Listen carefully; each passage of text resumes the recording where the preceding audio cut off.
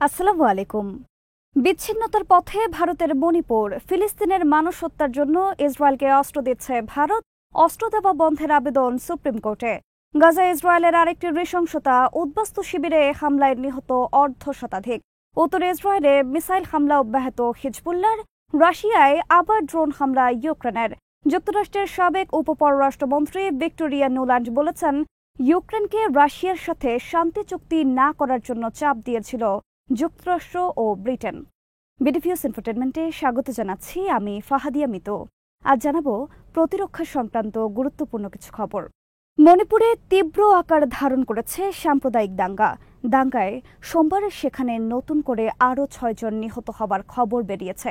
মণিপুরে একটি স্কুলের শিক্ষার্থীরা ভারতের পতাকা নামিয়ে ৭ রাজ্যের ৭ রঙে তৈরি করা পতাকা উত্তোলন করেছে। সামাজিক যোগাযোগ মাধ্যমে ছড়িয়ে পড়া এই ঘটনার ভিডিও নিয়ে তোলপাড় চলছে।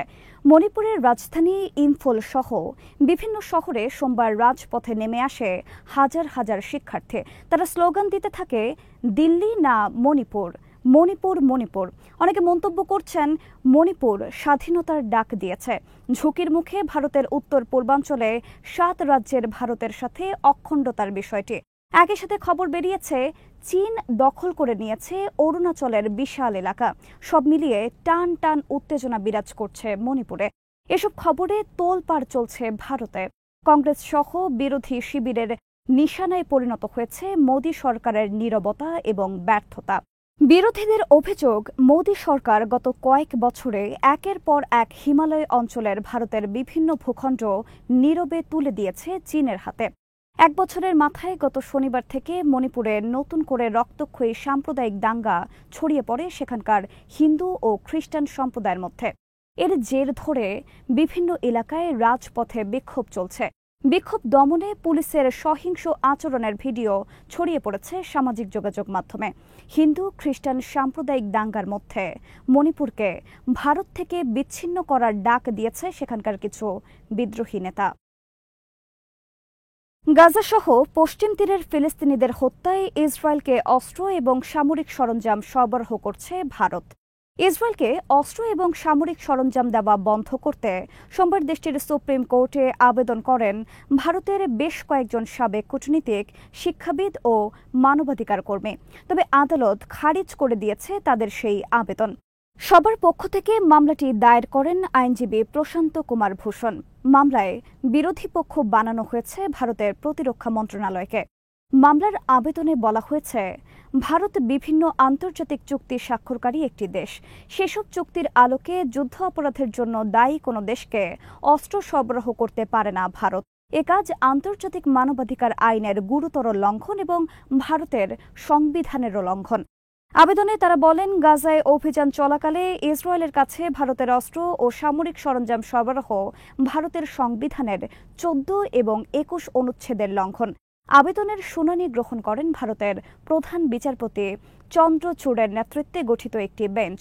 শুনানি শেষে আবেদনে খারিজ করে দিয়ে বলা হয়, রাষ্ট্রের বৈদেশিক নীতিতে আদালত হস্তক্ষেপ করতে পারে না। বাংলাদেশে নিযুক্ত ভারতের সাবেক হাইকমিশনার দেব মুখার্জি, কূটনীতিক অশোক কুমার শর্মা, সাবেক কেন্দ্রীয় সচিব মীনা গুপ্তা, অর্থনীতিবিদ যদ্রেজ, শিক্ষাবিদ অচিন বিনায়ক, সমাজকর্মী হর্ষ মন্দার, নিখিল দে, ফিরোজ মিঠি বোয়াল সহ আরও অনেক বিশিষ্ট ব্যক্তিবর্গ স্বাক্ষর করেন আবেদনে। আবেদনটি যে যুক্তিতে আদালত খারিজ করে দিয়েছে তা মানতে পারছেন না ভারতের অনেক মানবাধিকার কর্মী, কূটনীতিক এবং সমাজকর্মী। কারণ সংবিধান লঙ্ঘন হচ্ছে কিনা তা দেখার দায়িত্ব সুপ্রিম কোর্টের। যেখানে ইসরায়েলকে অস্ত্র দেওয়ার মাধ্যমে সংবিধান লঙ্ঘন হচ্ছে, সেখানে এটিকে রাষ্ট্রের পররাষ্ট্রনীতির বিষয় বলে এড়িয়ে যাওয়ার কোনো সুযোগ নেই বলে মনে করেন অনেকে। গাজা ইসরায়েল যুদ্ধে ভারত মুখে বারবার বলে আসছে তারা যুদ্ধ নয়, শান্তির পক্ষে।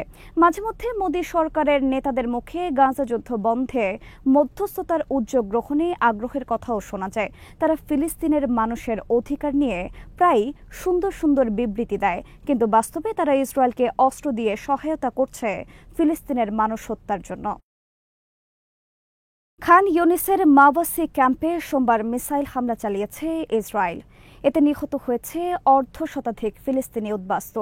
ইসরায়েলের দাবি, মাওয়াসি উদ্বাস্তু ক্যাম্পকে কমান্ড সেন্টার হিসেবে ব্যবহার করছিল হামাসের কাসাম ব্রিগেডস। সোমবার মাওয়াসি ক্যাম্পে মিসাইল হামলা চালিয়ে অর্ধশতাধিক বেসামরিক ফিলিস্তিনি উদ্বাস্তু হত্যায় তীব্র ক্ষোভ প্রকাশ করেছে বিশ্বব্যাপী অনেক মানবাধিকার সংস্থা। কারণ মাওয়াসি ক্যাম্প ইসরায়েলেরই ঘোষিত একটি নিরাপদ জোন হিসেবে পরিচিত, কিন্তু তারা তাদেরই ঘোষিত নিরাপদ জোনে বিমান হামলা চালিয়ে হত্যা করছে অসহায় ফিলিস্তিনিদের। একের পর এক ইসরায়েল এই ধরনের বর্বরতার নিকৃষ্ট উদাহরণ সৃষ্টি করলেও তাদের পশ্চিমা প্রভুরা, গণতন্ত্র ও মানবাধিকারের ধ্বজাধারীরা সম্পূর্ণ নীরব ভূমিকা পালন করছে এ জাতীয় গণহত্যা এবং মানবতাবিরোধী অপরাধ বন্ধে। এদিকে লেবাননের মিলিশিয়া বাহিনী সোমবার 11 দফা রকেট হামলা চালিয়েছে গোলান মালভূমি সহ উত্তর ইসরায়েলের বিভিন্ন এলাকার সামরিক স্থাপনায়। ধ্বংসাত্মক হামলার ঘটনা ঘটেছে শাকরা ক্যাম্পের গোলান ইনফ্যান্ট্রি ব্রিগেডের সদর দফতরে। সোমবারের হামলার পর গোলান মালভূমির ইসরায়েলিরা অভিযোগ করেছে ইসরায়েল সরকার পরিত্যাগ করেছে তাদের। সোমবার উত্তর ইসরায়েলে রকেট হামলায় অংশ নেয় হিজবুল্লাহর আল ফজর মিসাইল ফোর্স। শাকরা ক্যাম্প সহ বেইত হিলাল, আল জলিল, বারাম, জাল আলাম, ইয়ারা সহ বিভিন্ন এলাকার সামরিক ঘাঁটি, কমান্ড সেন্টার ও সদর দফতরে আক্রমণ চালানো হয়েছে কাতিউশার রকেট এবং আত্মঘাতী ড্রোনের সাহায্যে। রাশিয়ায় আবার ড্রোন হামলা চালিয়েছে ইউক্রেন। সোমবার শেষ রাতে রাজধানী মস্কো এবং আশেপাশের কয়েকটি শহরে ইউক্রেন ড্রোন হামলা চালিয়েছে বলে জানিয়েছে মস্কো অঞ্চলের গভর্নর। ইউক্রেনের ড্রোন হামলায় ক্ষতিগ্রস্ত হয়েছে বেশ কয়েকটি আবাসিক ভবন। এতে প্রাথমিকভাবে কমপক্ষে একজন নিহতের তথ্য জানানো হয়েছে। রাজধানী মস্কোয় কমপক্ষে 14টি ড্রোন আঘাত করেছে বিভিন্ন ভবনে। এদিকে যুক্তরাষ্ট্রের সাবেক উপপররাষ্ট্রমন্ত্রী ভিক্টোরিয়া নুল্যান্ড বলেছেন, রাশিয়ার সাথে শান্তি চুক্তি না করার জন্য যুক্তরাষ্ট্র, ব্রিটেন সহ অন্যান্য পশ্চিমা দেশ চাপ দিয়েছিল ইউক্রেনকে। বিশেষ করে 2022 সালে তুরস্কের উদ্যোগে শান্তি আলোচনা থেকে বের হয়ে আসার জন্য জেলেনস্কির ওপর চাপ দেয় যুক্তরাষ্ট্র, ব্রিটেন সহ অন্যান্য দেশ। রাশিয়ার সাংবাদিক মিখাইল গিজারকে দেওয়া সাক্ষাৎকারে নুল্যান্ড দাবি করেন, তুরস্কের নেতৃত্বে যে শান্তি চুক্তির রূপরেখা তৈরি করা হয় তা কোনো অবস্থাতেই ইউক্রেনের পক্ষে ছিল না। দেশে এবং দেশের বাইরে ইউক্রেনিয়ানরা এই চুক্তি আলোচনা নিয়ে শুরুতেই প্রশ্ন করতে থাকেন। রাশিয়ান সাংবাদিক মিখাইল বলেন, তুরস্কের উদ্যোগে আলোচনা চলাকালে ব্রিটেনের তৎকালীন প্রধানমন্ত্রী বরিস জনসন কিয়েভ সফর করেন এবং এরপরই কিয়েভ এই আলোচনা বাতিল ঘোষণা করে। বরিস জনসন ছিলেন একজন কট্টর পুতিন বিরোধী। ভিক্টোরিয়া নুল্যান্ড একজন কট্টর রাশিয়া বিরোধী হিসেবে পরিচিত। রাশিয়া ইউক্রেন যুদ্ধে যুক্তরাষ্ট্রকে গভীরভাবে জড়িত করার পেছনে তার আগ্রাসী ভূমিকা রয়েছে। গত মার্চ মাসে তাকে সরিয়ে দেওয়া হয় পররাষ্ট্র মন্ত্রণালয় থেকে। 2014 সালে ইউক্রেনের রাশিয়ানপন্থী প্রেসিডেন্ট ভিক্টর ইয়ানুকোচিভের বিরুদ্ধে অভ্যুত্থান ঘটে যুক্তরাষ্ট্রের মদতে। এ কাজে তখন যুক্তরাষ্ট্রের পক্ষে অন্যতম ভূমিকা পালন করেন কূটনীতিক ভিক্টোরিয়া নুল্যান্ড। ভিক্টোরিয়া নুল্যান্ডের সাক্ষাৎকারটি বৃহস্পতিবার থেকে প্রকাশিত হয়েছে রাশিয়ার বিভিন্ন গণমাধ্যমে। আজ এখানেই শেষ করছে। সমরাস্ত্র, প্রতিরক্ষা ও কূটনীতির নানা তথ্য জানতে চোখ রাখুন বিডিফিউজ ইনফোটেনমেন্টে। চ্যানেলটি ভালো লাগলে সাবস্ক্রাইব করুন, সংযুক্ত থাকুন আমাদের ফেসবুক পেজে। আল্লাহ হাফেজ।